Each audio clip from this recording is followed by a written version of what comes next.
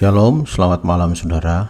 Mari kita renungkan firman Tuhan dengan judul Berani Karena Menang. Mari berdoa.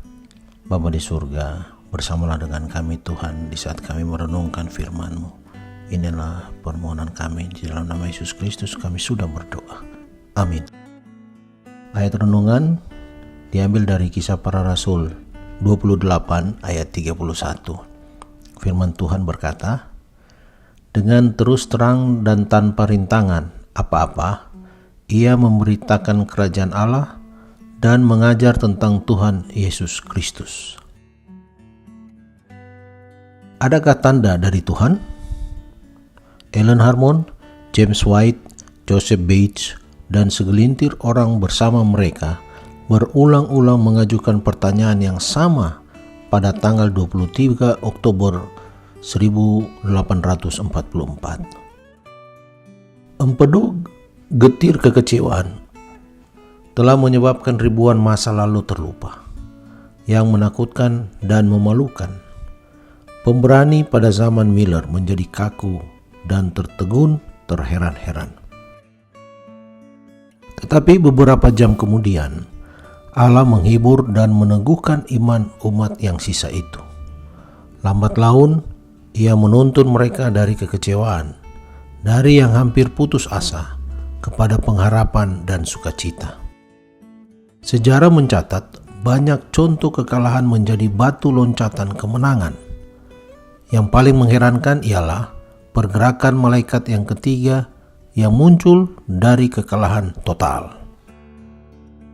Tatkala kelompok kecil itu melihat Kristus memasuki bilik yang maha suci di dalam Ka'bah surgawi untuk memulai tahap terakhir tugasnya sebagai pengantara, kebingungannya berubah menjadi keberanian, keputusasaan menjadi sukacita, kekalahan menjadi kemenangan.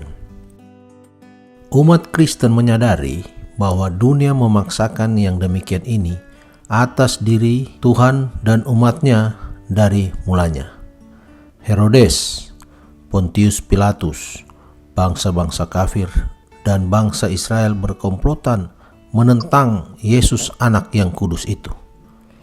Jemaat telah mengalami berbagai hal yang kelihatannya kegagalan.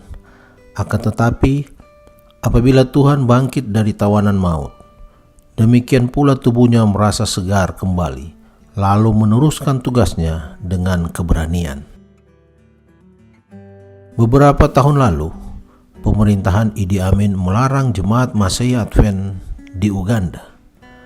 Jemaat tersebut berjalan terus, walaupun agak tersendat-sendat. Amin muncul dan diganti. Abote pun demikian. Lalu Allah mengadakan kejutan.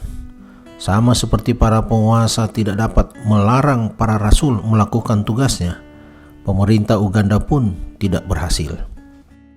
Di Kampala, pemerintah mengangkat dokter, seorang guru sekolah Sabat, menjadi Perdana Menteri negaranya. Saudara, keberanian akan muncul apabila kita mengingat cara Allah bekerja bagi kita. Jemaat yang mula-mula itu menyaksikan Allah bekerja demi mereka. Pergerakan tahun 1844 pun menyadari hal yang sama. Apabila orang beriman mau dihadapkan kepada pencobaan yang besar, ia akan menjadi saksi yang terbesar.